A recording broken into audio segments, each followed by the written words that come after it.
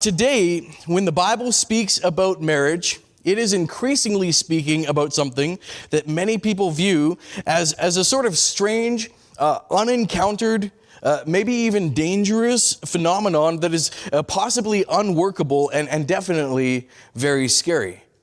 Many people today, if they get married at all, get married much later in life than they used to. Rising costs and difficulty in finding housing and stable jobs leads to people putting off marriage and viewing it and raising children as likely even unattainable. And for those for whom it is attainable, spread out all throughout Hollywood, famous actors and actresses are often getting married and divorcing just as quickly, with some, like the marriage between actor Johnny Depp and actress Amber Heard from 2015 to 2017, whose resulting court case became the subject of a TV documentary series in 2022, even becoming so publicly complicated and destructive in their dissolution that they've become sort of a widespread cautionary tale for both men and women against getting married. Other marriages, like the one between British royal Prince Harry and actress Meghan Markle, which is still ongoing but the subject of a lot of constant analysis and discussion, it has also made the institution of marriage appear unattractive and undesirable to many, specifically men in that case. In the wake of that, alternatives are being offered up everywhere. I was walking downtown with my family this summer, and there were signs propped up in the middle of the street offering apps for casual dating. Kendra and I frequently have to cover up the projector in our living room when we show something on YouTube to our kids because very occasionally there will be an ad from a dating app called Tinder, which advertises casual sexual hookups to a user base, which in Canada, according to the Google search that I did, that app has a user base in Canada of 500,000 people. So it's not the kind of thing that we enjoy our kids seeing when we go to show them old episodes of Bill Nye for their homeschool time. In 2022, the Toronto Star carried an article titled "The Rise of Non-Monogamy. Survey Suggests People Are More Willing to Entertain Non-Traditional Relationships." It noted that according to recent surveys, 24% of Americans agreed that a shift towards open relationships would benefit society as a whole, and surprisingly, fully 65% of American women post-pandemic claimed not to believe in monogamy at all. And yet, as society has walked away from a biblical understanding of marriage and then found the non-biblical version to be so bad that they are now fleeing away from it in droves, the answer isn't other human inventions like open relationships or casual dating either. University of Maryland economist Melissa Kearney recently pointed out in her book, which is called The Two-Parent Privilege: How Americans Stopped Getting Married and Started Falling Behind. She says that declining marriage rates in America are driving many of the country's biggest economic problems. And this is not a controversial claim according to the data, but today that claim is considered controversial socially. The celebrated economist Tyler Cowen said of Kearney's book, he said, it's remarkable that such a book is so needed, but it is. University of Virginia sociologist Brad Wilcox also recently published his book promoting the need to return to marriage, which is titled "Get Married: Why Americans Must Defy the Elites, Forge Strong Families, and Save Civilization." What a title. And in that book, he notes that couples who take a we before me approach to getting married, who forge a family-first marriage, accumulate much greater wealth, report much more meaningful lives in their single and childless peers, and that their children do go on to have incredible advantages over those who do not have married parents. Now, I'm going to stop right here and say maybe you are having a tough time hearing this because you're wondering, how can Pastor Sean talk about this? What does he know about the advantages of being married or the difficulties of not being from a two-parent home? Well, Kendra and I got married much younger than most of our friends, certainly my friends, in 2011, which means that this year we celebrate our 14th year of marriage. So we have been married since we were 22 and 20, respectively. I picked her young, and she picked me young. We were both young. When we started out, we rented the smallest and cheapest spaces you could find, and we didn't even own a couch for the first 3 years that we were married. We were both still in school. I worked 2, sometimes 3 jobs at a time. Kendra worked different jobs as well. And to get to 14 years of marriage, we have had to really push against a lot of unhelpful messages and standards from both family and friends, which have torn apart many, many other marriages around us. But I also didn't come from a background where this had been shown to me successfully either. My parents divorced so quickly after I was born that when I was 8 months old, my mom left and I have no memories of them together. After that, I had a whole series of common law stepmoms that changed so frequently, I still sometimes have to remember the order of events of my childhood by remembering which woman was my mom during that time. There's Cindy, Mara, Kim, right? And although I turned out okay, for the most part, I think I can tell you for sure, there were a lot of disadvantages to overcome. The one advantage that I got out of it was really striving to move forward and learning more about persistence and figuring out things by myself than I probably would have had to otherwise. So what made all the difference? Well, if you are still flipped open to 1 Peter chapter 3, the difference maker is the book that you hold in your hands. It is that book and passages in it like 1 Peter chapter 3 and Ephesians 5, which aren't that popular with many people, and sadly not even that popular in many churches or with many Christians, and it models a different way forward and a different way to live than the rest of our society is currently, and it demonstrates God's goodness to the world around us. See, this book, and being in community with people who are committed to living it out, it makes all the difference. So let's get into some of what it tells us, although even today we are just scratching the surface here.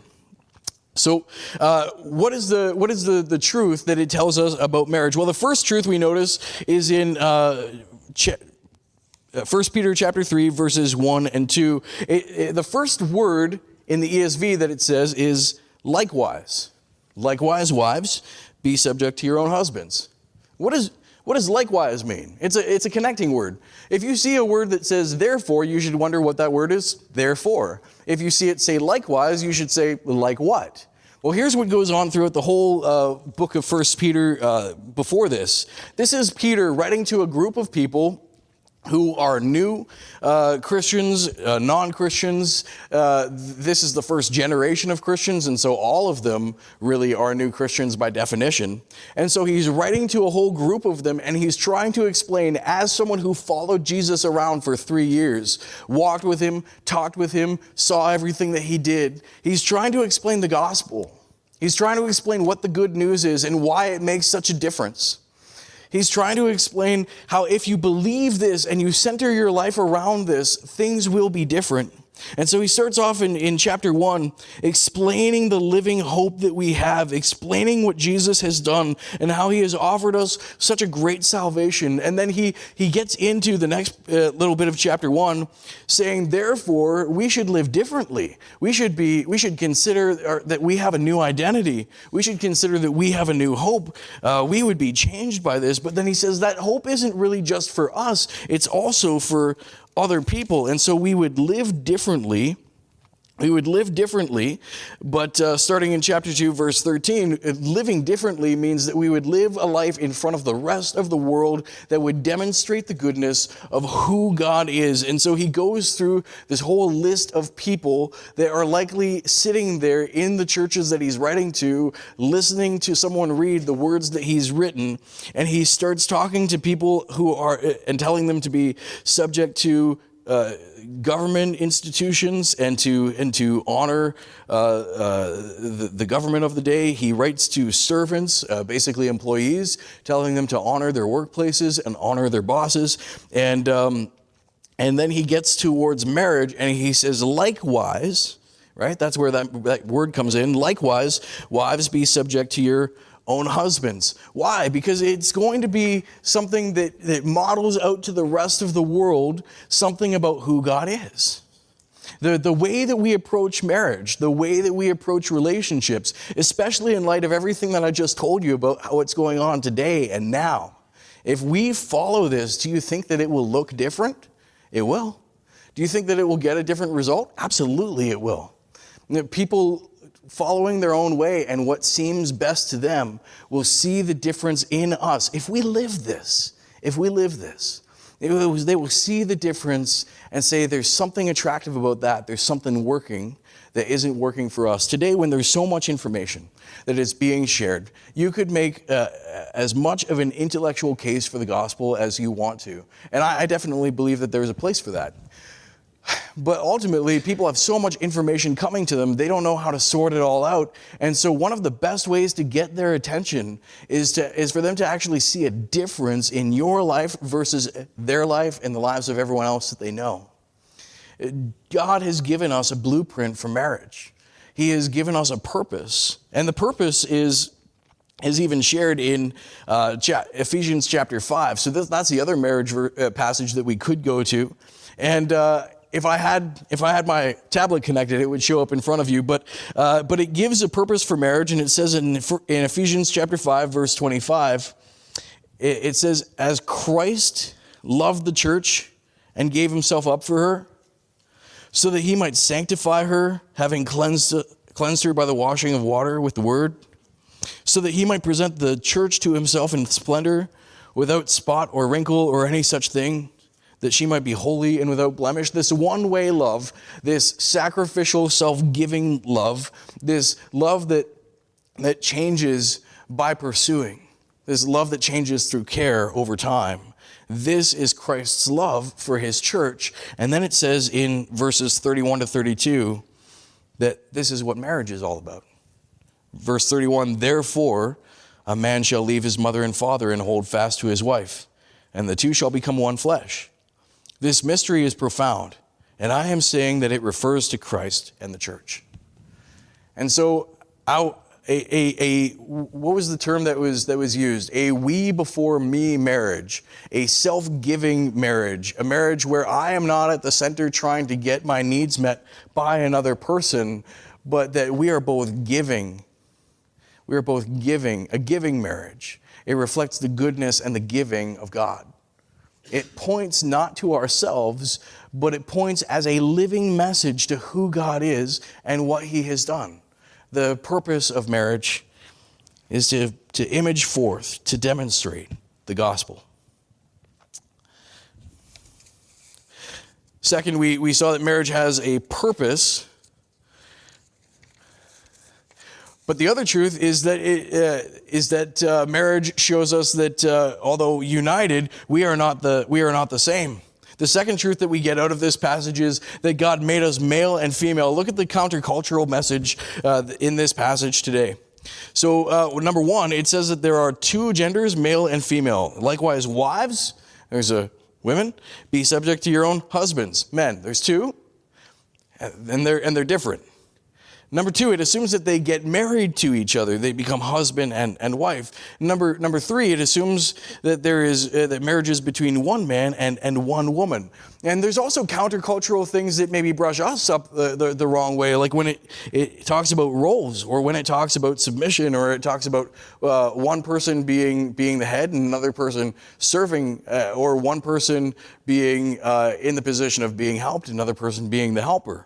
That's countercultural in our day, and for that reason, this passage today for us would be particularly hard to hear for women. But when Peter wrote it, the people who were having a hard time hearing this were the men. That same passage that might have made some of you feel uncomfortable, the women were nudging him in the ribs and going, "Hey, listen," right? Because of what it says about women. Down in verse 7. It stops and it talks to the husbands and it says, "Likewise, husbands, live with your wives in an understanding way." Be understanding. Wife would say, "Hey, see, take a look." Showing honor. Oh, the women didn't get honor back then, so this is countercultural. Show honor to the woman as the weaker vessel, since they are heirs with you. NIV will say co-heirs. Now this is amazing, because when Peter wrote this, women didn't inherit anything. They didn't inherit property. They weren't inheritors. So Peter goes ahead and says they are co-heirs with you of the grace of life, And then it also tells these men that they are not the only authority in their own home. So you can picture these guys sitting in the church pews or whatever they had in the first century, sitting around the house, I guess, in the group. And you could picture some of the older, more traditional ones just fuming because someone is saying that no one should be able to tell me what to do in my house or how to treat the people in my house. And here's Peter saying, this is how you treat the people in your house. This is how you treat your wife. He says, if you don't listen to me, if you don't treat her well, then God will not hear your prayers. Wow. So if you're a woman, you're sitting up and you're saying, thank God that this is part of the Bible, so that my husband would view me honorably, so that he would treat me with understanding, so that he would see me as someone with equal dignity and value and worth because I am a co-heir in Christ. Isn't that amazing? This wasn't taught anywhere else during the time that Peter was writing. He wrote it here. One of the reasons that we can trust the scriptures, by the way, is because it doesn't just come from one cultural perspective. It doesn't just reflect, oh, Peter's writing from an older time and that's why he sounds that way. It's difficult to hear then for a certain group of people and difficult to hear now for a certain group of people because it is true and it doesn't come from the wisdom of man. It comes from the wisdom of God. That's why it works. So there's male and female. We see the same in the passage in Ephesians 5. And we actually see this reflected in books that are written by, which I sometimes use in premarital counseling, books that are written by very well-accomplished people. And so here's two of them. I use non-Christian books sometimes because I find that they discover things that are true, but they don't have a framework to put it in. So Luann Brizendine writes these books, the Female Brain and the Male Brain. And she's able to see clearly that men and women are different, not just in, some people say in their plumbing, but the brain wiring, in the different hormones that are involved in their how they work. And Luann is no slouch. So here's who she is. She is an American scientist and neuropsychiatrist who is both a researcher and a clinician at University of California, San Francisco. She received a Bachelor of Arts in Neurobiology from UC Berkeley, a medical doctorate from Yale School of Medicine, and she did a 3-year residency at Harvard Medical School. She now serves as the chair of psychiatry for the University of California, San Francisco Medical Center, so she knows her stuff. She said during a TED Talk at UC Berkeley, she said, "My story starts here at Berkeley. I arrived here in the midst of the feminist movement, and we women were not going to take it anymore. We were fed up with men, doing everything. Our brains were just as smart as theirs. There is no gender. The brain is unisex," she says. "Well, then I decided to go into what was then a man's field, medicine. And I started taking classes here in biology and about hormones and the brain. It was very exciting, and I learned very soon that I was wrong. There is no unisex brain. We are different right from our foundations." And so, for example, in the female brain, I have some of these pages bookmarked. We have something called and I'm probably mispronouncing these because she is a neuroscientist, but I'm not.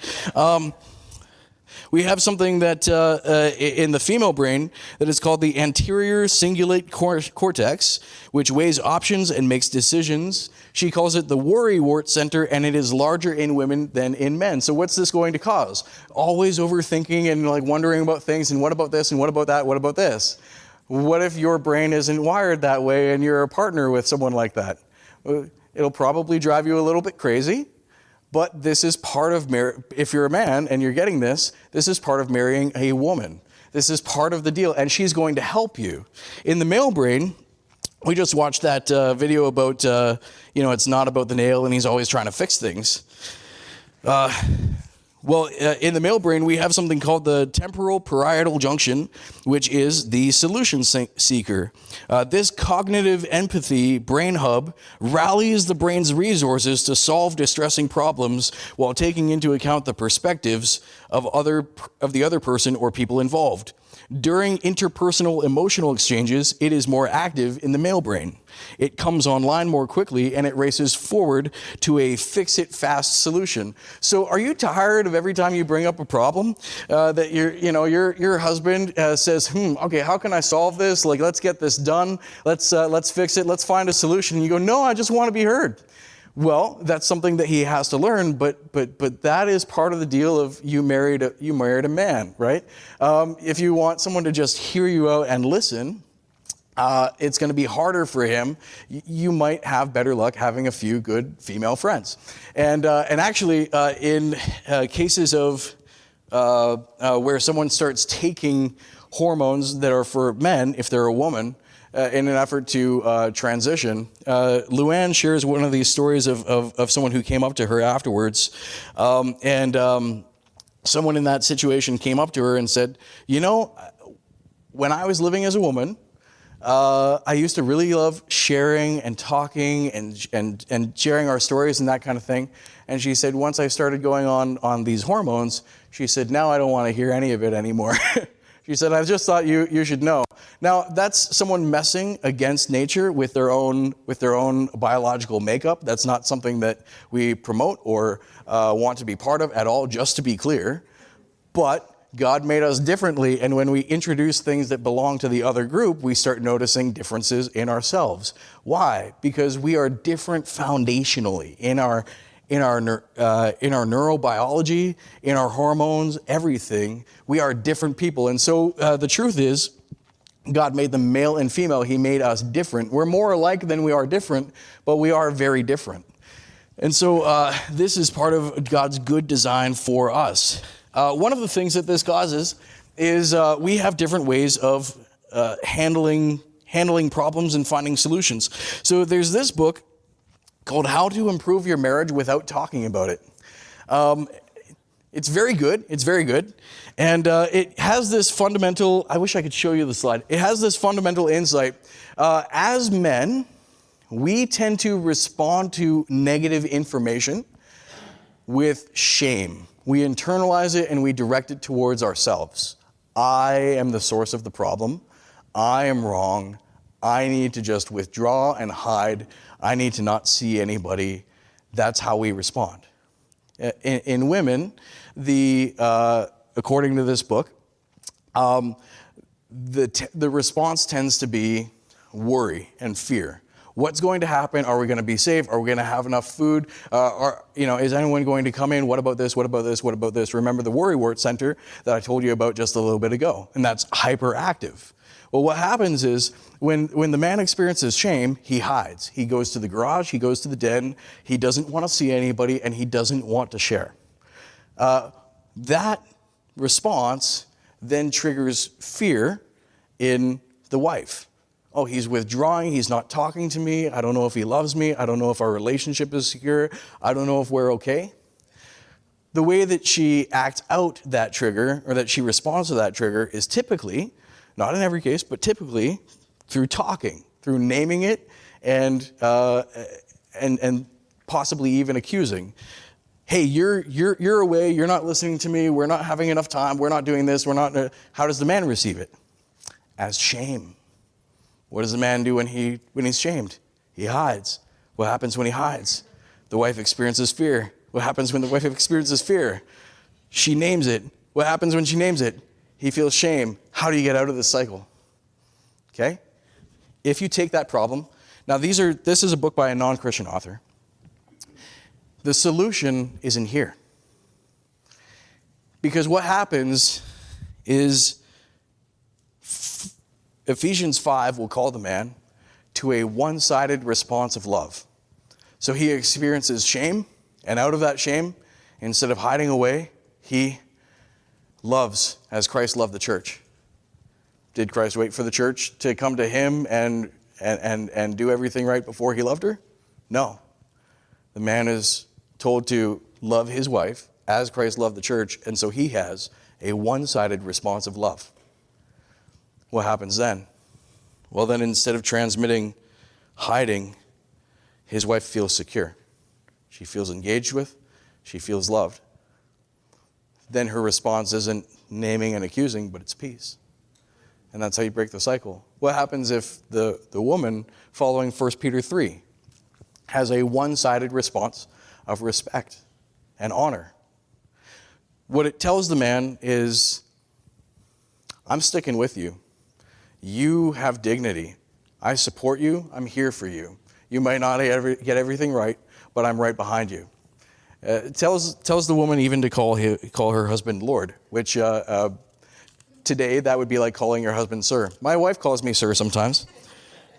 It's kind of fun. I don't know, maybe she got it from this book. But what does it communicate to the man? In the midst of all the things that he knows he's messing up or doing wrong, it instills dignity. And wow, if she really believes me and she's going to follow me, if she's going to listen to me, and I'm really responsible and I'm really the head of this marriage, then I really need to pull it up. And so instead of responding out of hiding, he responds with engagement. What happens when he responds with engagement? His wife feels safe. It breaks the cycle. So it just says what is.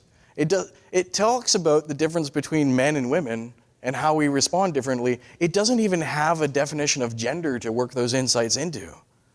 But the Bible does.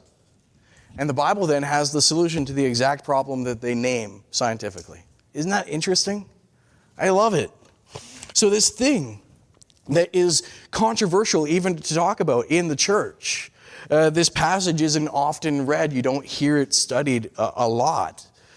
This thing is the solution to the major relational and family problems facing our culture in this moment right now. If we are going to offer any hope to the world around us, if we are going to chart forward a better way, if we are going to model a different path and show forth the wisdom of God, we need to engage with this highly controversial thing that starts off with, likewise, wives, be subject to your own husbands, because it is good news.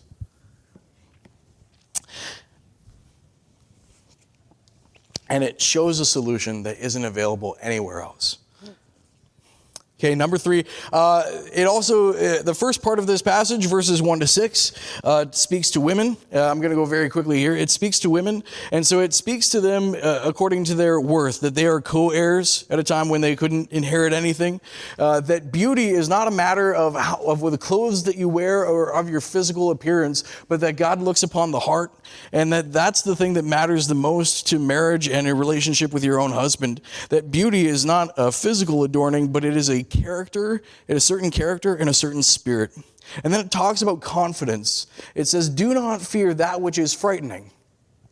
Remember the Worry Word Center? There's lots of things that seem frightening, lots of little worries, and they are frightening and they are legitimate. And he says, do not fear anything that is frightening. What does he say in that moment? That there are things that are frightening, but that women are capable of courage. Do not fear anything that is frightening. Stick in there, hold on to your faith, move forward. You've got this. Do not fear anything that is frightening. So there is worth and there is beauty and there is confidence. And there's also limitations in that day. Husband is not complete lord over her conscience, but she now has another authority, which is Christ. And so if something is asked of her that is immoral, she can say no because Jesus is her Lord. If something is asked that is harmful to her or her children, she can say no because that's not what Jesus would ask me to do. But yet, in all things, having a respectful and a quiet and a gentle and a confident demeanor, she is able to win over, even it says a husband who is not following Christ. It says, even if some do not obey the word, they may be won without a word by the conduct of their wives. Through this faithfulness, a husband can be won over. Kendra actually recommends a resource often to other people. It's a book that has been helpful to her. It's changed our marriage. I've never read it. All I know is whatever she's doing, it works. It's called The Empowered Wife by Laura Doyle. And And it starts off with a blurb that says, Laura Doyle's marriage was in trouble and couples counseling wasn't helping. And on the brink of divorce, she decided to talk to women who'd been happily married for over a decade. And their advice stunned her. And from it, she distilled 6 intimacy skills, woman-centric practices, which means the woman isn't waiting around for her husband to do something. She can get this started right away.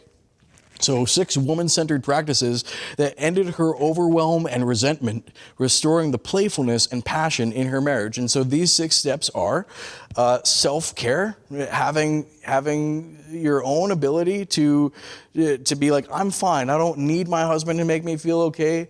I'm okay on my own. In fact, there's a quote by an author named Tim Keller. This is a Christian book I do recommend. And he says, in chapter 2 of this book, he says, the picture of marriage given here is not of 2 needy people unsure of their own value and purpose, finding their significance and meaning in one another's arms. If you add 2 vacuums to each other, you only get a bigger and stronger vacuum, a giant sucking sound.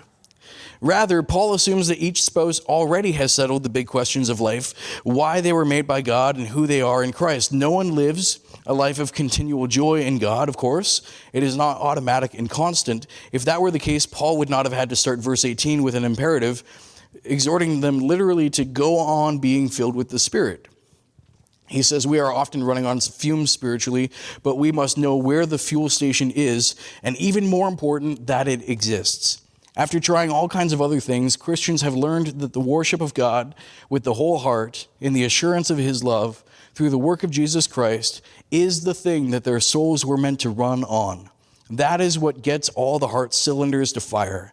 If this is not understood, then we will not have the resources to be good spouses. If we look to our spouses to fill up our tanks in a way that only God can do, we are demanding an impossibility. And so the first step for that reason is self-care, or learning where to fill up your own tank, to go to God and have your own quiet times in prayer, your own reflection times, to go and fuel up your relationship with God. So number 1, self-care. Number 2, restore respect for your husband. Number 3, relinquish control of your man. Number 4, receive gifts and good. Number 5, reveal your heart with vulnerability. And number 6, refocus your view with gratitude. All of these things reflect things that are named in 1 Peter chapter 3, verses 1-6. And then finally, for husbands, how does this address us? Well, I already named a couple of things that it calls us to understand and to honor and to care. And to view your wife as an equal, as someone who is your partner, who is your co-heir in life, and to approach God together. To remember that God will hold you accountable for your treatment of your own wife. It's something that I consider all the time, and I'll make a mistake and then come back and say I'm sorry, right? Ultimately, I'm accountable to God for whether I'm a good husband, a good father. He holds me accountable to that. And so I'm not the unquestioned master of my own home. But I am called to be an understanding and loving husband who doesn't always get it right, but comes under Jesus to try and love my wife with something approaching an impression of the way in which God has shown love for me. From the context, over this passage, take a look at how Peter really, really quickly makes sure to include husbands. So he does say, starting in chapter 2, verse 13, be subject for the Lord's sake to every human institution. He doesn't then go on to have a word to the governors.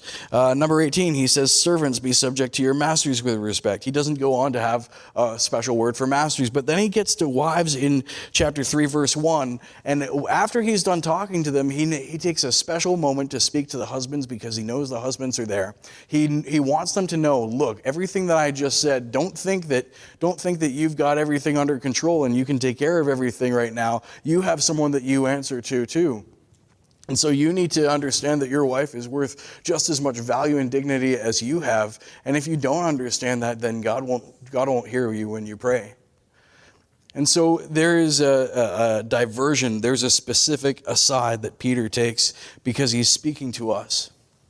And what he wants, I think what God wants, is marriages that are healthy. Women who respect their husbands. Husbands who respect and love and care for their wives. He wants marriages that show out to the world the goodness and the glory of God. Because ultimately, marriage is not about each of us getting our own needs filled. It is about Jesus. It is about his grace. It is about his pursuit, even when we weren't pursuing him. It is about a one-sided response of love. It is about what Jesus does that we can only ever imitate. It is this picture that if we attempt it, if we try to live it out, with God's Spirit helping us all along the way, other people will look at and see there's something different about that, because only the gospel could accomplish this correctly. We will not always get it right. We will make lots of mistakes. But along the way, we will show the world around us, if we live this out, we will show the world around us a little bit of who God is. Amen?